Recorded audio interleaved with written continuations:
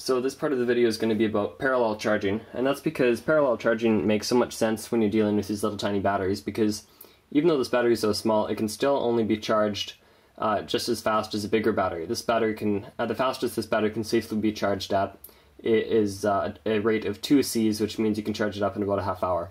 So you can see if you have like 5 or 6 of these packs, it'll take you a few hours to charge them all up.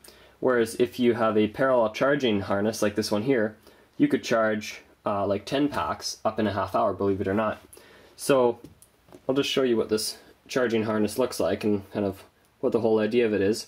You have 2 wires that plug directly into your charger, and then you have a wire here that plugs into your balancer, and then 2 wires here that plug into your battery's balancing plug. And by the way, these are all called JST XH connectors. I think this one's a female connector and these are both male connectors. And then the end here to plug into my charger, I have 4mm bullet connectors. So yeah, and how it's all soldered together here is it's about as simple as it gets. All of the red wires, you bring all the red wires together, solder those, put some heat shrink tubing on them and heat shrink tube it. Bring all the black wires together, solder those, same thing.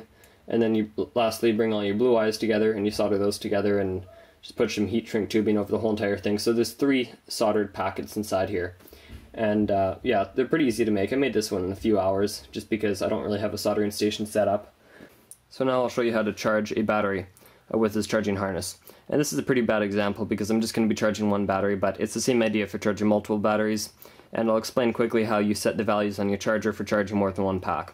So the first thing I'll do is just remove the current charging harness that you have on your charger or whatever. This one's just for my Traxxas batteries. And then I'll just take these little caps off of this and plug it in like so. Of course, red to red, black to black. And we'll just bring this around and you can go ahead and plug your balancer in here just like that, and nothing will happen quite yet. And I'm going to go ahead and turn my charger on. It'll make a little startup noise, I think. There we go. Duratrax Onyx 230. It's a great charger, by the way, if you're looking for a reasonable charger. From Hobby King also has a good charger called the Aki 6 charger, which is also really good, but I'm not getting into chargers right now.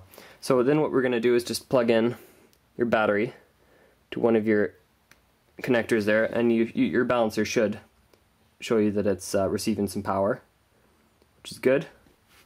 It all looks good so far. And now we have to set the values on our charger.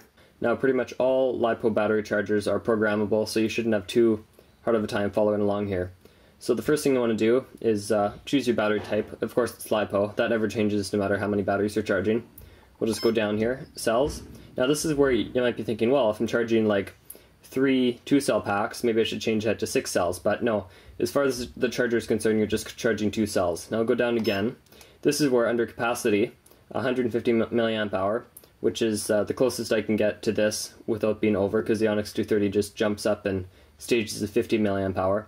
So you want to add together the total milliamp hourage of all of your packs put together. So if I'm charging 2 of these packs, that comes to a total of 360 milliamp hour. The closest I can get to that is 350 without being over. You don't want to set it at like 400 or anything like that. So that would be if I'd use that if I was charging 2 packs. But since I'm charging 1 pack, I'll just set it to 150 like that, right? But just as an example, we'll say we're charging 2 packs. That's good. We'll go down. Now under current, you just want to set it at the normal kind of rate you charge 350 milliamp hours at. And so basically what you want to do is you want to take this number and divide it by 1,000, which you'd get 0.35. But 0.3 is the closest it can get to without being over. So we'll just click change, because since these batteries can be charged at a rate of 2 Cs, we can double that. So 0.35 times 2 is 0.7. Turn it up to 7, and it happens that the Onyx 230 will only let you charge at a rate of 2 Cs. So the highest we can go is 7, so that's fine with me. So I'd just click change, and then it'd go down, S timer, that sets it automatically, and that's good. So then you go over and you'd click start, just like that. But because I'm not charging 2 batteries, I'm just going to change this down to 150 milliamp hour. Remember, 150 times 150 divided by 1,000 would be 0.15. We'll just double that, because these can be charged at a rate of 2 Cs, so 0.3, change, down, down, as far as you can go down, over, over, over, and then we'll just hold on start, and that's all there is to it. So some quick details I forgot to mention earlier are that you can actually charge batteries with different capacities. So I could charge a battery like this, parallel with a battery that's 250 milliamp hours safely. You just don't want to charge a battery like this, which is 5,000 milliamp hours, with a battery like this, which is just under 200 milliamp hour. That's too much of a difference. You want to keep the capacities within about 30% of one another. So, like I said, a 180 milliamp hour battery with the 250 milliamp hour battery would be pretty good.